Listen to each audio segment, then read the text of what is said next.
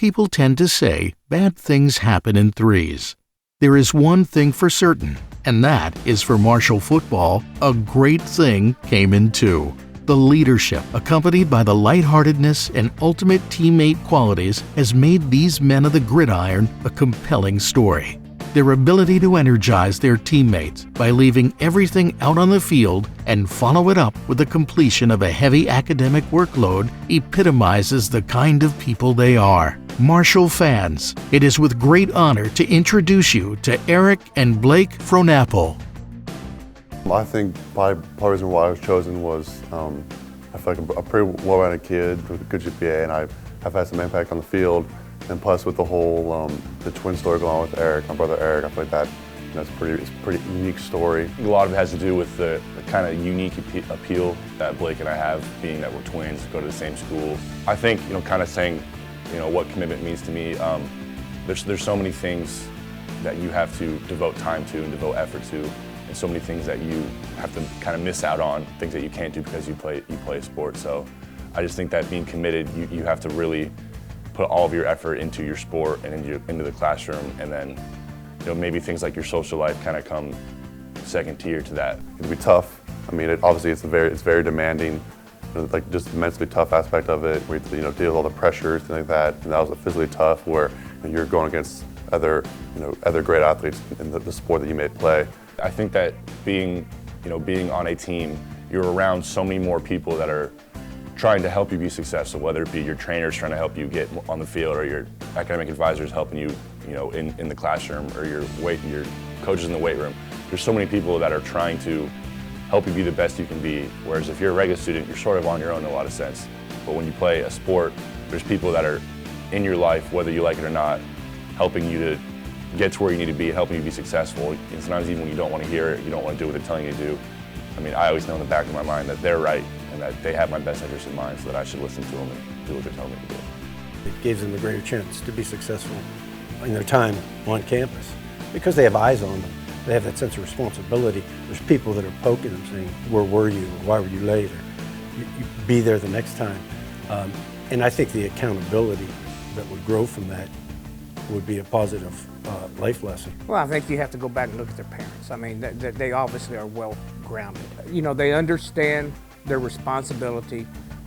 They're young men that they're going to go to class, they're going to come to practice each and every day, they're going to work hard, they're going to go over in the weight room and do what needs to be done in the weight room. They understand their role, they understand the responsibility of being a student athlete, and they understand whether student athletes like it or not, you're role models. And I think they take great pride in being role models because you can tell by the way they live their life of being a student athlete. The thing I always remember going back to the front yard football games is, like I said, I'd be the steady quarterback, and there was nothing worse because they would have fun and I was just trying to wear them out. But you were always trying to make the score tied at the end. And if I would throw a duck that would get picked late so that one of them won, the crying and the complaining, and then the gloating on the other side.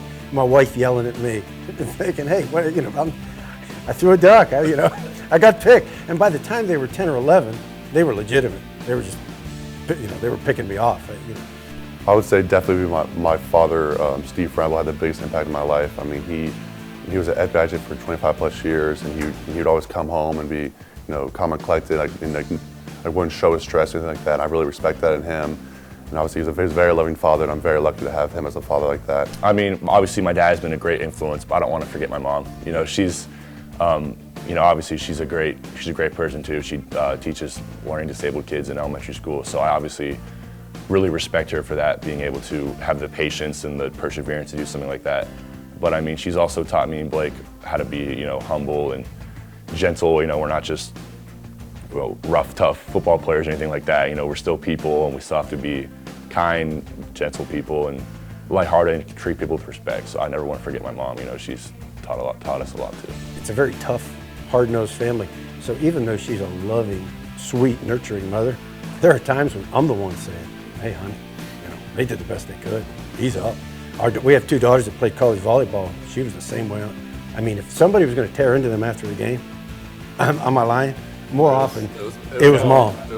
Why didn't you do this? What? It seemed like it was right there. I would say something I really had as a very unique experience I've had here at Marshall University is obviously the touchdown pass to Eric, my first one. I'd probably have to say the same story involving Blake with throwing me a touchdown pass. Eric and I were celebrating the end zone, and I saw my mom, my sisters in the stands, and they were all crying. And that's something where it's been great memories for Eric and I, my family as well. And I mean, just brought tears in my mom's eyes, going through that. And I mean, that was definitely a special experience for me.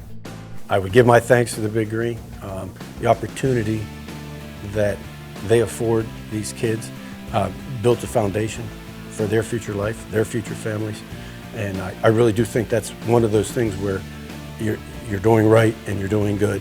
And I know from talking to these guys that there are kids, certainly, that this is their opportunity.